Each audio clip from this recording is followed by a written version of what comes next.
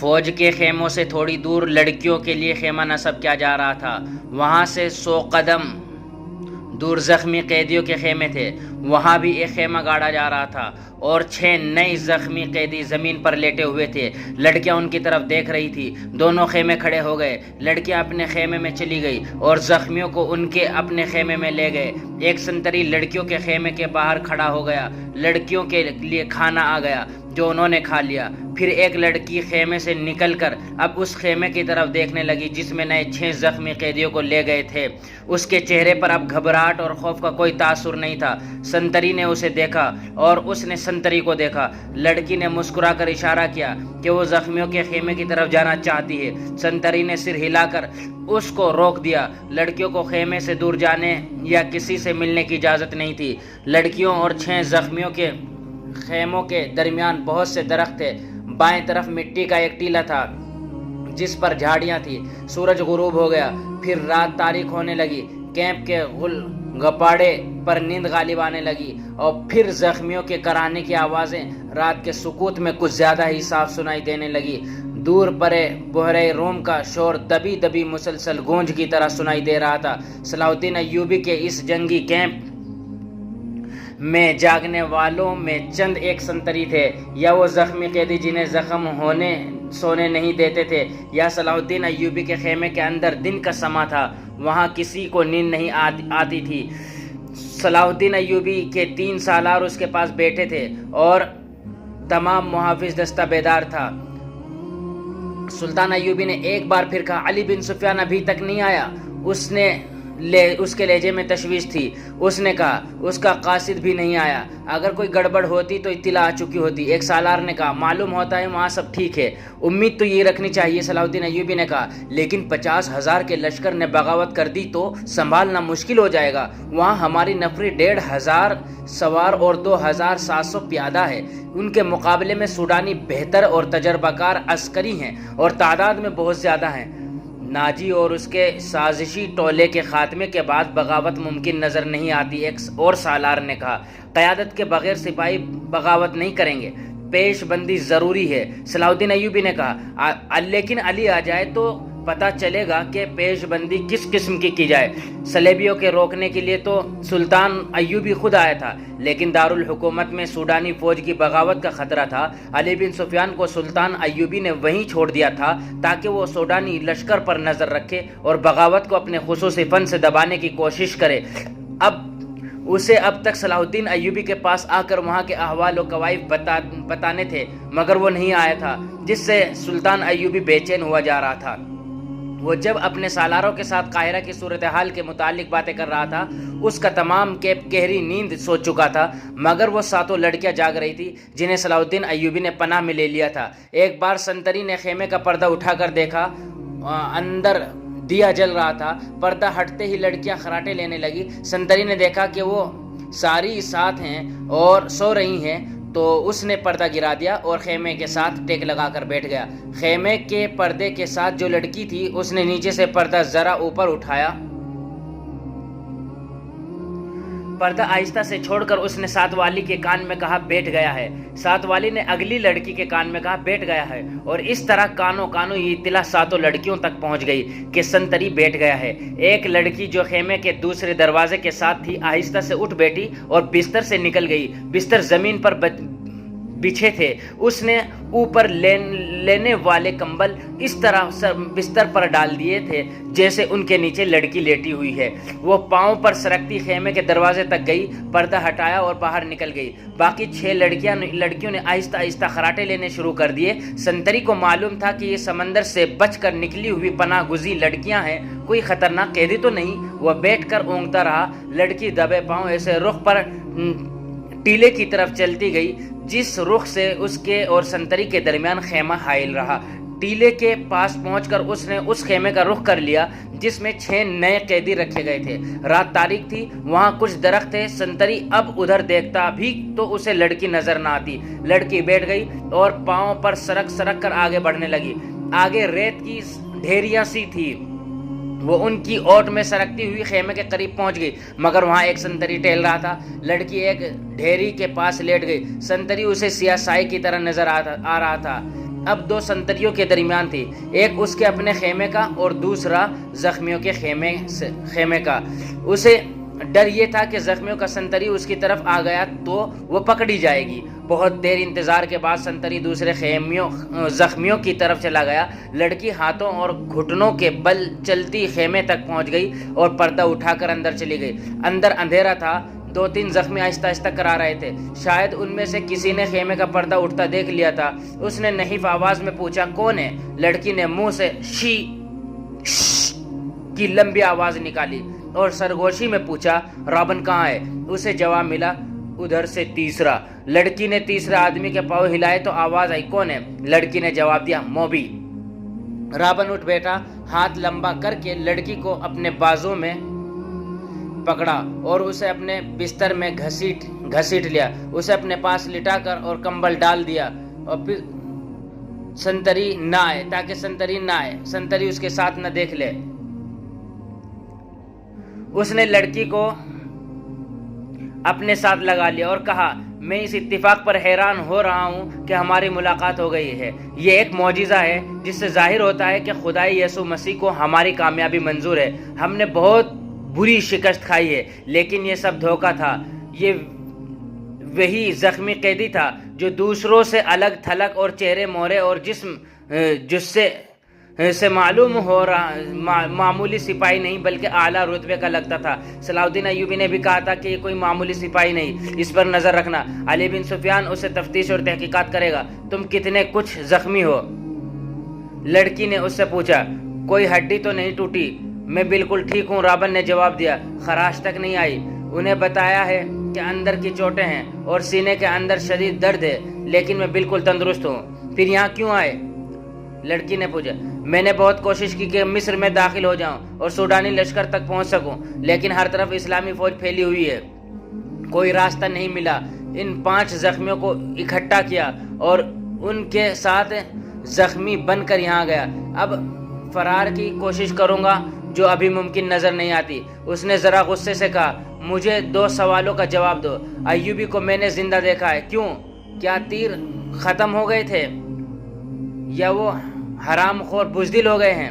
اور دوسرا سوال یہ ہے کہ تم 7 کی 7 لڑکیاں مسلمانوں کی قید میں کیوں آ گئی؟ کیا وہ 5 مر گئے ہیں یا بھاگ گئے ہیں؟ وہ زندہ ہیں رابن، موبی نے کہا۔ تم کہتے ہو کہ خدائی یسوع مسیح کو ہماری کامیابی منظور ہے، لیکن میں کہتی ہوں کہ ہمارا خدا ہمیں کسی گناہ کی سزا دے رہا ہے۔ صلاح الدین ایوبی اس لیے زندہ ہے کہ تیر اس کے پاؤں کے درمیان ریت میں لگا تھا۔ کیا تیر کسی لڑکی نے چلایا تھا؟ رابن نے پوچھا۔ کرسٹوفر کہاں تھا؟ اسی نے چلایا تھا، مگر کرسٹوفر کا تیر خطا گیا۔ رابن نے حیرت سے تڑپ کر پوچھا، وہ کرسٹوفر جس کی تیر اندازی نے شاہ آگسٹس کو حیران کر دیا اور اس کی ذاتی تلوار انعام میں لی تھی، یہاں آ کر اس کا نشانہ اتنا چوک گیا کہ 6 فٹ لمبا اور 3 فٹ چوڑا صلاح الدین اس کے تیر سے بچ گیا۔ بدبخت کے ہاتھ ڈر سے کانپ گئے ہوں گے۔ فاصلہ زیادہ تھا، موبی نے کہا، اور کرسٹوفر کہتا تھا کہ تیر کمان سے نکلتے ہی لگا تھا کہ کھلی ہوئی آنکھ میں مچھر پڑ گیا۔ اسی حالت میں اس کا تیر نکل گیا۔ پھر کیا ہوا؟ جو ہونا چاہیے تھا، موبی نے کہا۔ صلاح الدین ساحل پر گیا تھا تو اس کے ساتھ 3 کمانڈر تھے اور 4 محافظوں کا دستہ تھا۔ وہ ہر طرف پھیل گئے۔ یہ تو ہماری خوش قسمتی تھی کہ علاقہ چٹانی تھا۔ کرسٹوفر بچ کے نکل آیا اور پھر ہمیں اتنا وقت مل گیا کہ ترکش اور کمان ریت میں دبا کر اوپر اونٹ بٹھا دیا۔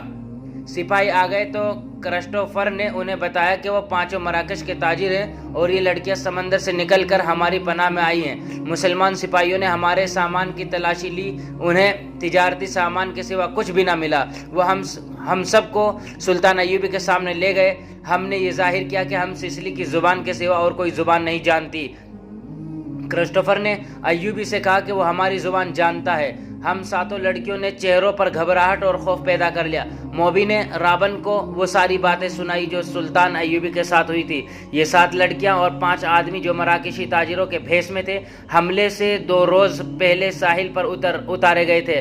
5 آدمی سلیبیوں کے تجربہ کار جاسوس اور کمانڈو تھے اور لڑکیاں بھی جاسوس تھی۔ جاسوسی کے علاوہ ان کے ذمے یہ کام بھی تھا کہ مسلمان سالاروں کو اپنے جال میں پھانسیں۔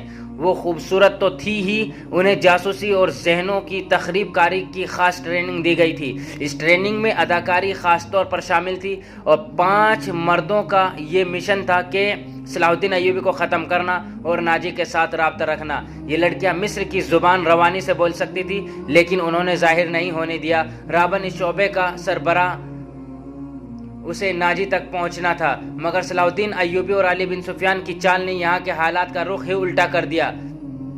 کیا تم صلاح الدین کو جال میں نہیں پھانس سکتی؟ رابن نے پوچھا۔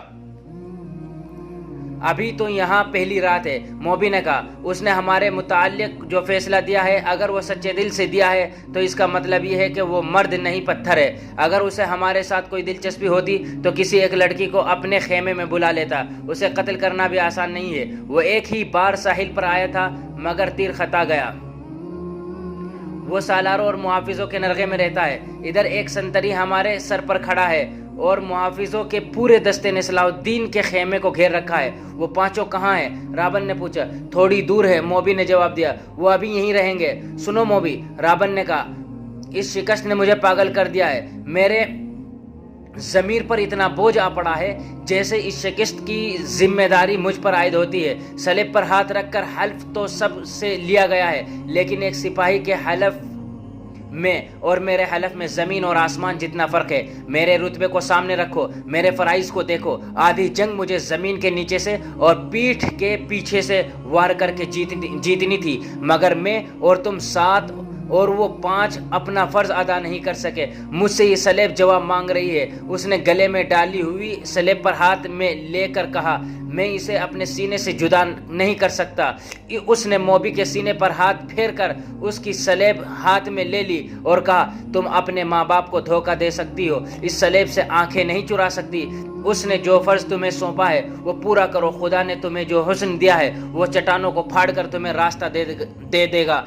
میں تمہیں پھر کہتا ہوں کہ ہماری اچانک اس غیر متوقع ملاقات اس بات کا ثبوت ہے کہ ہم کامیاب ہوں گے۔ ہمارے لشکر بحیرہ روم کے اس پار اکٹھے ہو رہے ہیں۔ جو مر گئے سو مر گئے، جو زندہ ہے وہ جانتے ہیں کہ یہ شکست نہیں، دھوکہ تھا۔ تم اپنے خیمے میں واپس جاؤ اور ان لڑکیوں سے کہو کہ خیمے میں نہ پڑی رہے، بار بار صلاح الدین ایوبی سے ملیں، اس کے سالاروں سے ملیں، بے تکلفی پیدا کریں، مسلمان ہو جانے کا جھانسا دیں۔ آگے وہ جانتے ہیں کہ انہیں کیا کرنا ہے۔ سب سے پہلے تو یہ معلوم کرنا ہے کہ یہ ہوا کیا۔ موبی نے کہا، کیا سوڈانیوں نے ہمیں دھوکہ دیا ہے؟ میں یقین کے ساتھ کچھ نہیں کہہ سکتا، رابن نے کہا۔ میں نے حملے سے بہت پہلے مصر میں پھیلائے ہوئے اپنے جاسوسوں سے جو معلومات حاصل کی تھی وہ یہ ہے کہ صلاح الدین ایوبی کو سوڈانیوں کے 50,000 محافظ لشکر پر بھروسہ نہیں، حالانکہ یہ مسلمانوں کے وائسرائے مصر کی اپنی فوج ہے۔ ایوبی نے آ کر مصری فوج تیار کر لی ہے۔ سوڈانی اس میں شامل نہیں ہونا چاہتے۔ ان کے کمانڈر ناجی نے ہم سے مدد طلب کی تھی۔ میں نے اس کا خط دیکھا تھا اور میں نے تصدیق کی تھی کہ یہ خط ناجی کا ہی ہے اور اس میں کوئی دھوکہ نہیں، مگر ہمارے ساتھ ہماری تاریخ کا سب سے بڑا دھوکہ ہوا ہے۔ مجھے یہ معلوم کرنا ہے کہ یہ کیسے ہوا، کس نے کیا۔ میں یہ چھان بین کیے بغیر واپس نہیں جا سکتا۔ شاہ اگسٹس نے بڑے فخر سے کہا تھا کہ میں مسلمانوں کے گھروں کے اندر کے بھید معلوم کر کے ان کی بنیادیں ہلا دوں گا۔ اب تصور کرو موبی، شہنشاہ کے دل پر کیا گزر رہی ہوگی۔ وہ مجھے سزائے موت سے کم کیا سزا دے گا؟ سلیب کا قہر مجھ پر الگ نازل ہوگا۔ میں سب جانتی ہوں، موبی نے کہا۔ جذباتی باتیں نہ کرو، عمل کی بات کرو۔ مجھے بتاؤ میں کیا کروں۔ رابن کے اعصاب پر اپنا فرض اور شکست کا احساس اس حد تک غالب تھا کہ اسے یہ بھی احساس نہیں تھا کہ موبی جیسی دلکش لڑکی، جس کے ایک ایک نقش اور جسم کے انگ انگ میں شراب کا طلسم بھرا ہوا تھا، اس کے سینے سے لگی ہوئی ہے اور اس کے ریشم جیسے ملائم اور لمبے بال اس کے آدھے چہرے کو ڈھانپے ہوئے ہیں۔ رابن نے ان کے بالوں میں لمس کو ذرا سا محسوس کیا اور کہا، موبی تمہاری یہ بال ایسی مضبوط زنجیریں ہیں، جو صلاح الدین ایوبی کے گرد لپٹ گئی تو وہ تمہارا غلام ہو جائے گا۔ لیکن تمہیں سب سے پہلا جو کام کرنا ہے وہ یہ ہے کہ کرسٹوفر اور اس کے ساتھیوں سے کہو کہ وہ تاجروں کے بھیس میں ناجی کے پاس پہنچیں اور معلوم کریں کہ اس کے لشکر نے بغاوت کیوں نہیں کی اور یہ راز فاش کس طرح ہوا کہ اس سے فائدہ اٹھا کر صلاح الدین ایوبی نے گنتی کے چند ایک دستے گھات میں بٹھا کر ہماری 3 افواج کا بیڑا غرق کر دیا۔ اور انہیں یہ بھی کہو کہ معلوم کریں کہ ناجی صلاح الدین ایوبی سے ہی تو نہیں مل گیا، اور اس نے ہمارا یہی حشر کرانے کے لیے تو خط نہیں لکھا تھا؟ اگر ایسا ہی ہوا تو ہمیں اپنے جنگی منصوبوں میں رد و بدل کرنا ہوگا۔ مجھے یقین ہو گیا ہے کہ اسلامیوں کی تعداد کتنی ہی تھوڑی کیوں نہ ہو، انہیں ہم آسانی سے شکست نہیں دے سکتے۔ ضروری ہو گیا ہے کہ ان کے حکمرانوں کا اور عسکری قیادت کا جذبہ ختم کیا جائے۔ ہم نے تم جیسی لڑکیاں عربوں کے حرموں میں داخل کر دی ہیں۔ تم نے بات پھر لمبی کر دی ہے، موبی نے اسے ٹوکتے ہوئے کہا۔ ہم اپنے گھر میں ایک بستر پر نہیں لیٹے ہوئے ہیں کہ بڑے مزے سے ایک دوسرے کو کہانیاں سناتے رہیں۔ ہم دشمن کے کیمپ میں قید اور پابند ہیں، باہر سنتری پھر رہے ہیں، رات گزرتی جا رہی ہے، ہمارے پاس لمبی باتوں کا وقت نہیں، ہمارا مشن تباہ ہو چکا ہے۔ اب بتاؤ کہ ان حالات میں ہمارا مشن کیا ہونا چاہیے؟ ہم 7 لڑکیاں اور 6 مرد ہیں، ہم کیا کریں؟ ایک یہ کہ ناجی کے پاس جائیں اور اس کے دھوکے کی چھان بین کریں، پھر کیسے اطلاع دیں تم کہاں ملو گے۔ میں یہاں سے فرار ہو جاؤں گا، رابن نے کہا، لیکن فرار سے پہلے اس کیمپ کی، اس کی نفری اور ایوبی کے آئندہ عزائم کے متعلق تفصیل معلوم کروں گا۔ اس شخص کے متعلق ہمیں بہت چوکنا رہنا ہوگا۔ اس وقت اسلامی قوم میں یہ واحد شخص ہے جو صلیب کے لیے خطرہ ہے، ورنہ اسلامی خلافت ہمارے جال میں آتی چلی جا رہی ہے۔ شاہ ایملرک کہتا تھا کہ مسلمان اتنے کمزور ہو گئے ہیں کہ اب ان کو ہمیشہ کے لیے اپنے پاؤں میں بٹھانے کے لیے صرف ایک حلے کی ضرورت ہے، مگر اس کا یہ عزم محض خوش فہمی ثابت ہوا۔ مجھے یہاں رہ کر ایوبی کی کمزور رگیں دیکھنی ہے، اور تمہیں 5 آدمیوں کے ساتھ مل کر سوڈانی لشکر کو بھڑکانا اور بغاوت کرانی ہے۔ نہایت ضروری یہ ہے کہ ایوبی زندہ نہ رہے۔ اگر وہ زندہ رہے تو ہمارے اس قید خانے میں زندہ رہے، جہاں وہ عمر کی آخری گھڑی تک سورج نہ دیکھ سکے اور رات کو آسمان کا اسے ایک بھی تارا نظر نہ آئے۔ تم پہلے اپنے خیمے میں جاؤ اور اپنی 6 لڑکیوں کو ان کا کام سمجھا دو۔ انہیں خاص طور پر ذہن نشی کرا دو کہ اس آدمی کا نام علی بن سفیان ہے، جسے ان ریشمی بالوں، شربتی آنکھوں اور اتنے دلکش جسموں سے ایسا بیکار کرنا ہے کہ وہ صلاح الدین ایوبی کے کام نہ رہے، اور اگر ہو سکے تو اس کے اور صلاح الدین ایوبی کے درمیان ایسی غلط فہمی پیدا کرنی ہے کہ وہ ایک دوسرے کے دشمن ہو جائیں۔ تم سب اچھی طرح جانتی ہو کہ وہ مردوں میں غلط فہمی اور دشمنی کس طرح پیدا کی جاتی ہے۔ جاؤ اور لڑکیوں کو مکمل ہدایت دے کر کرسٹوفر کے پاس پہنچو، اسے میرا سلام کہنا، اور یہ بھی کہنا کہ تیرے تیر کو ایوبی پر آ کر ہی خطا ہونا تھا۔ اب اس گناہ کا کفارہ ادا کرو اور جو کام تمہیں سونپا گیا ہے وہ 100% پورا کرو۔ رابن نے موبی کے بالوں کو چوم کر کہا، تمہیں صلیب پر اپنی عزت بھی قربان کرنا پڑے گی، لیکن خدا یسوع مسیح کی نظروں میں تم مریم کی طرح کنواری ہوگی۔ اسلام کو جڑ سے اکھاڑنا ہے۔ ہم نے یروشلم لے لیا ہے، مصر بھی ہمارا ہوگا۔ باقی کہانی سننے کے لیے ہمارے چینل کو سبسکرائب کیجیے اور اگلے ایپیسوڈ میں اس کہانی کو سنیے۔